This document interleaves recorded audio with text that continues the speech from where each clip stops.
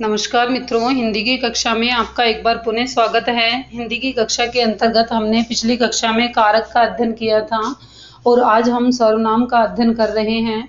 सर्वनाम अर्थात क्या बोलते हैं इंग्लिश में इसको, प्रोनाउन। ठीक है, जो नाउन की जगह पे काम आ जाता है वही क्या कहलाता है, प्रोनाउन कहलाता है। जैसे कि नाउन कौन है, कोई संज्ञा नाउन कौन है, कोई भी संज्ञा शब्द। अब कोई भी संज्ञा शब्द यदि सर्वनाम के स्थान पर काम में आता है तो वे क्या कहला जाता है, सर्वनाम कहलाता है, अर्थात प्रोनाउन कहलाता है। चलिए अब अपन चलते हैं अपने टॉपिक पर। देखिए, तुम आज 4 बजे मेरे घर आना, तुम आज 4 बजे मेरे घर आना। हम दोनों मॉल चलेंगे, वहाँ किसी से मिलना भी है, कुछ खरीदना भी है। उपयुक्त वाक्य में तुम, मेरे, हम और किसी तथा कुछ शब्द क्या है, यहाँ पे सर्वनाम है, अर्थात ये सभी किसकी जगह पे काम आए हैं, संज्ञा की जगह पे, क्योंकि ये किन्हीं व्यक्तियों तथा वस्तुओं के लिए प्रयुक्त हुए हैं।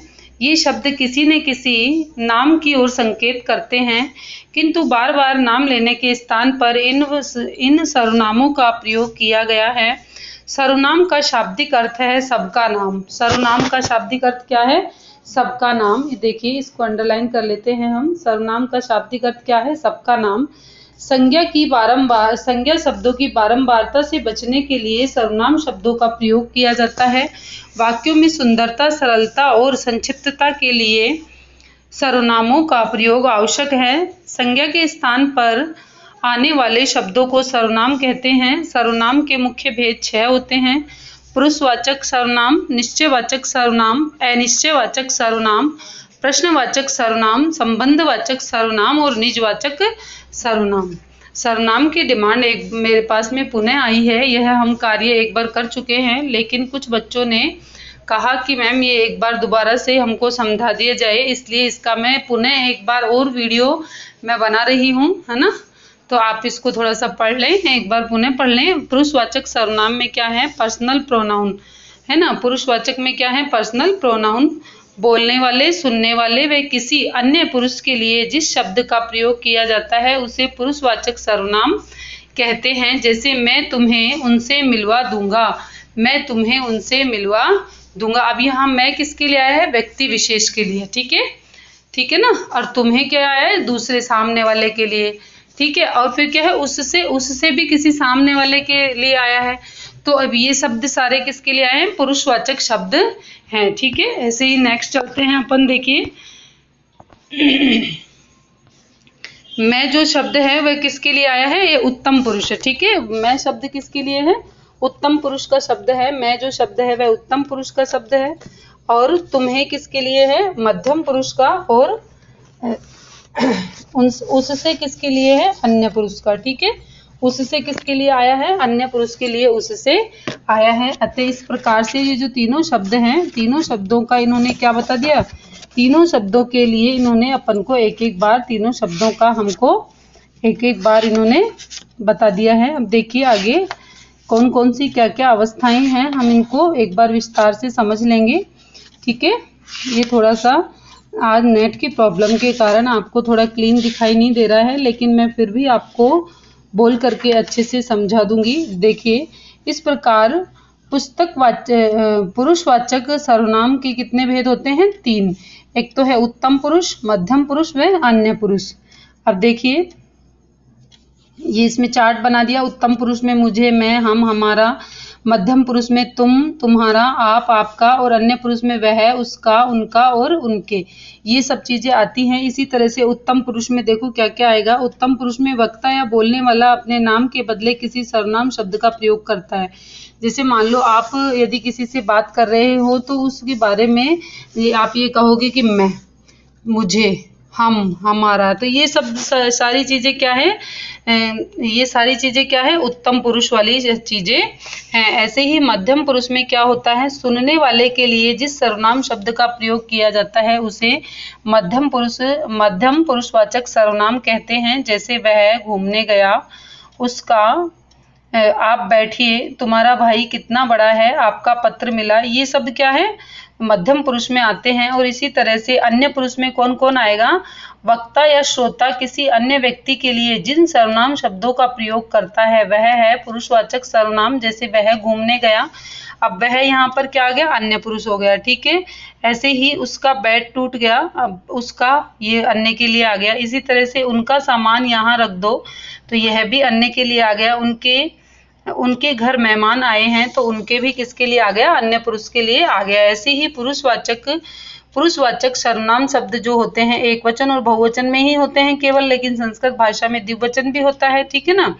अब देखिए, जैसे मैं, मुझे, मेरी, मेरा, ये तो उत्तम पुरुष में आ जाएंगे, है ना। मध्यम पुरुष में क्या आ जाएगा, तू, तुझे, तेरा, तेरी।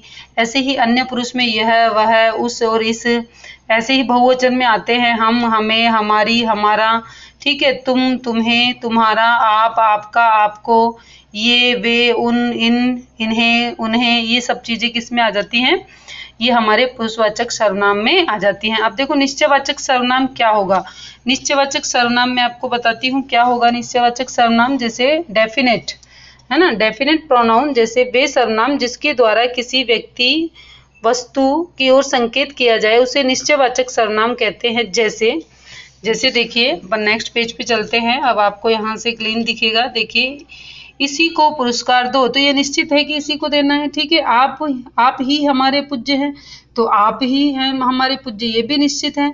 वह आ गया, ये भी निश्चित है। यह सुरेश का घर है, यह भी निश्चित है। इन वाक्यों में इसी, आप, वह और यह, ये सब क्या है, निश्चयवाचक शब्द हैं तथा ये निश्चयवाचक शब्दों की ओर संकेत कर रहे हैं। अतः निश्चयवाचक सर्वनाम को कभी कभी संकेतवाचक सर्वनाम भी कहा जाता है।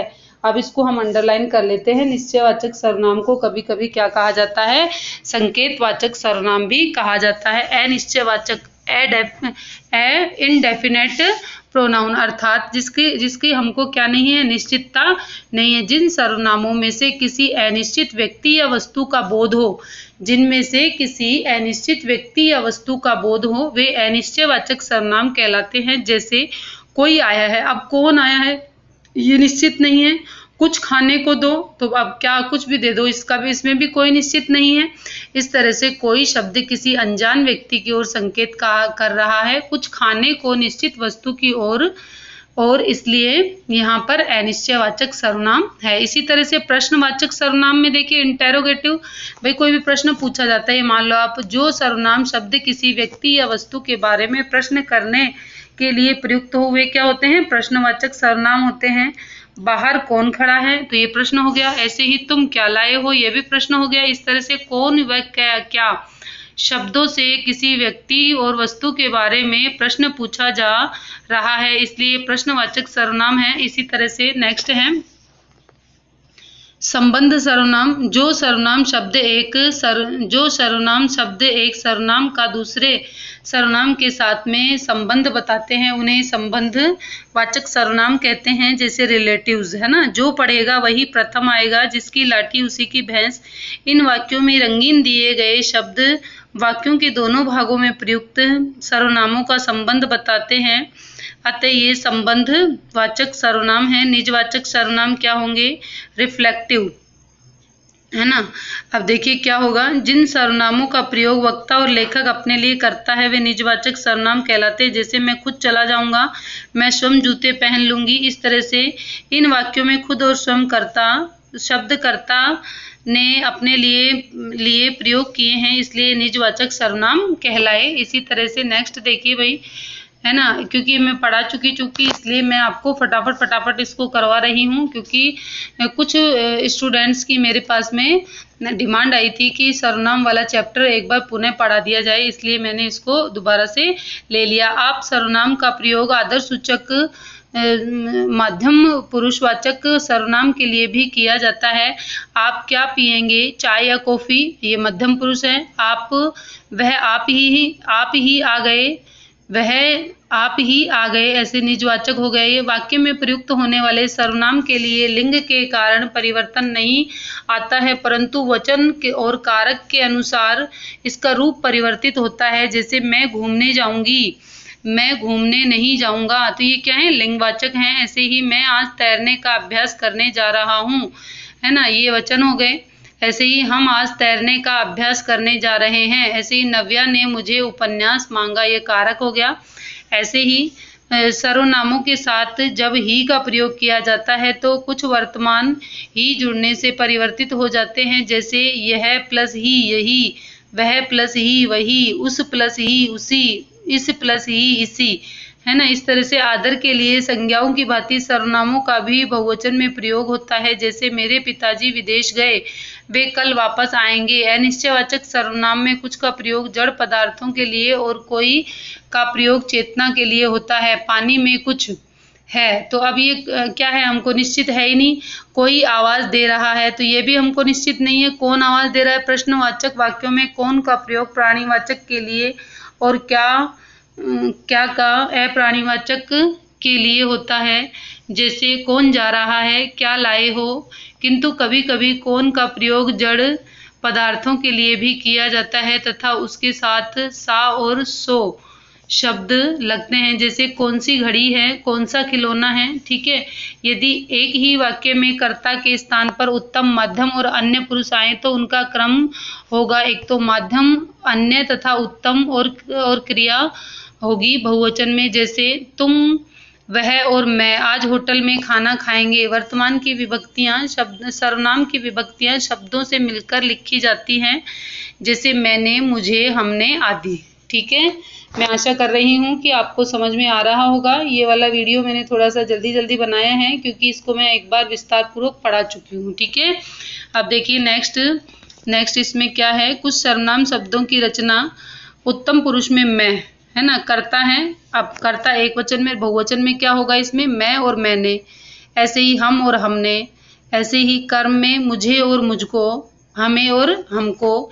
ऐसे ही नेक्स्ट चलते हैं, देखिए उत्तम पुरुष में मैं के शब्द रूप क्या है। करण कारक में क्या होगा, मुझसे, मेरे द्वारा, हमसे या हमारे द्वारा। ऐसे ही संप्रदान में मेरे लिए या हमारे लिए। ऐसे ही अपादान में मुझसे या हमसे।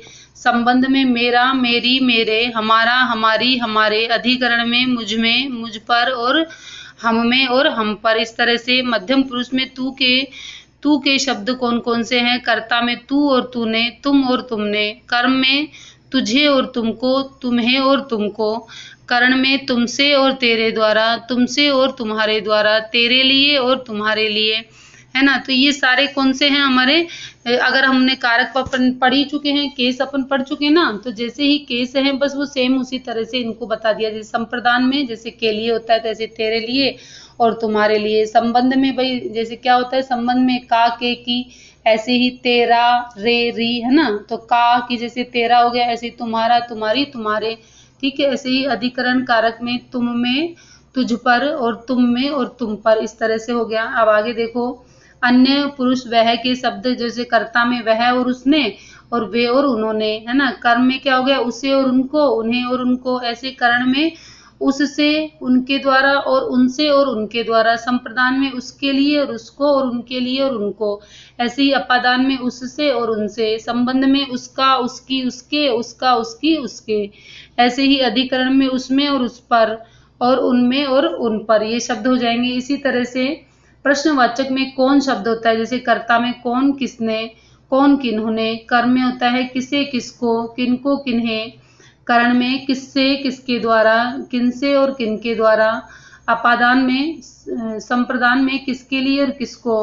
ऐसे ही किसके लिए और किनको। ठीक, ऐसे ही अपादान में किसी से और किससे, किनसे। ऐसे ही संबंध में किसका, किसकी, किसके, है ना। अधिकरण में किसमें, किन पर, और ऐसे ही किन पर हो जाएगा, है ना।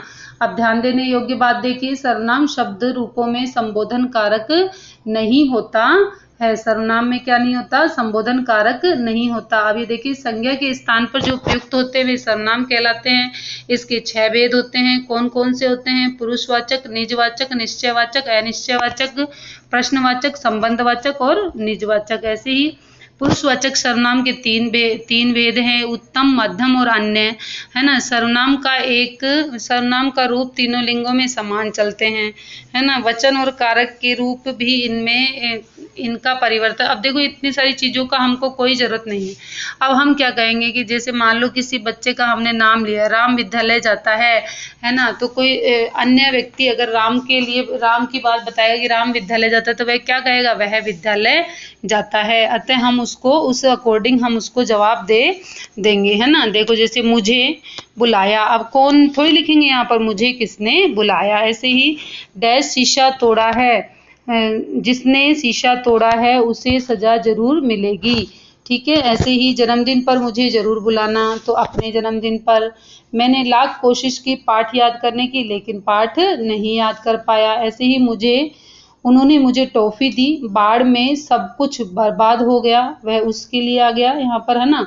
अब इसी तरह से शब्दों को उचित स्थान पर लिखना है। अब उचित स्थान पर आप लिख सकते हो कौन पुरुषवाचक है, कौन निश्चय है, कौन अनिश्चित है, कौन संबंध है ना। तो देखिए अपन एक बार देख लेते हैं इसमें पुरुषवाचक कौन कौन है। एक तो वह है और एक हम है, ठीक है। ऐसे ही निश्चयवाचक है यही और वही, ये निश्चित है ना। अनिश्चयवाचक है कोई है, कुछ है ना। प्रश्नवाचक में कौन, किसका, क्या, है ना, ये आते हैं, ठीक है। ऐसे ही संबंधवाचक में जिसका और उसका। निजवाचक में खुद और स्वयं, ये सब चीजें निजवाचक में आ जाती हैं। अब ये देखिए एक प्रश्न और है हमारे पास में, कौन का अधिकरण कारक में एक वचन व बहुवचन रूप क्या होगा। तो ये भी अपन ने पढ़े हैं वहां पर पीछे। कौन का क्या होगा, अधिकरण कारक में एक वचन और बहुवचन रूप बताना पड़ेगा इसमें, ठीक है। अब ऐसे ही मैं का संबंध कारक में एक वचन और बहुवचन बताइए। मैं का हो जाएगा हम और हमारे, ठीक है। ऐसे ही यह कविता उसने लिखी, तो ये क्या आ गया, संबंधवाचक आ गया, ठीक है। कविता का संबंध स्वयं से है। उसका कुछ खो गया, अब कुछ क्या है, कोई निश्चित नहीं है, तो ये क्या हो जाएगा, अनिश्चयवाचक हो जाएगी, ठीक है। ये क्या हो जाएगी, अनिश्चयवाचक संज्ञा हो जाएगी, ठीक है ना। आप यहाँ कब से बैठे हैं, तो अब इसमें क्या पूछ, आप किसके लिए आ गया, अन्य पुरुष के लिए आ गया, ठीक है। ऐसे ही देखिए आगे, कोई उधर जा रहा है, तो अब ये भी अनिश्चयवाचक है। वह चित्र किसने बनाया, तो यह भी क्या है, अनिश्चयवाचक है। जो सोवत है वो खोवत है, ये क्या है, संबंधवाचक। भाई सोने का संबंध जिससे है उसके लिए यह बात कही गई है। तो इस तरह से देखिए मित्रों, बार बार अभ्यास करते रहें। अभ्यास के द्वारा ही हम सीख सकते हैं, बिना अभ्यास के हम नहीं कर पाएंगे, क्योंकि अब हमारी परीक्षाएं बहुत नज़दीक हैं। अब आज या कल के चक्कर में हमको नहीं पढ़ना है, हमें लगातार मेहनत करनी है। मेहनत करके अपने मुकाम को निश्चित रूप से हासिल करना है, क्योंकि देखो करत करत अभ्यास के जड़मति होत सुजान। आपने सुना होगा कि कालिदास जिस डाली पर बैठता था उसी डाली को काटता था, लेकिन आज पूरे विश्व में, न केवल भारत में अपितु पूरे विश्व में कालिदास के नाम का डंका बजा हुआ है। हर एक, जैसे ही कालिदास की कृतियों के नाम लिए जाते हैं, जैसे कि सबसे जो विश्व प्रसिद्ध उनकी कृति रही है वह है अभिज्ञान शाकुंतलम। जैसे ही इसका नाम आता है तो जो बड़े बड़े हमारे जो विद्वान हुए हैं वो सब उनके सबको सिर्फ और सिर्फ कालिदास ही नजरों में आते हैं, कालिदास ही उनको याद आते हैं। अतः हम कह सकते हैं कि कभी भी कोई भी कमजोर नहीं हो सकता, मेहनत करने के बाद में हर व्यक्ति सफल और सक्षम हो जाता है। अतः आप मेरे चैनल को लाइक, शेयर एंड सब्सक्राइब करें, अपने मित्रों के साथ बांटें, बेल आइकन को भी दबाएं। जय हिंद, जय भारत, नमस्कार। घर पर रहें, सुरक्षित रहें। जय हिंद।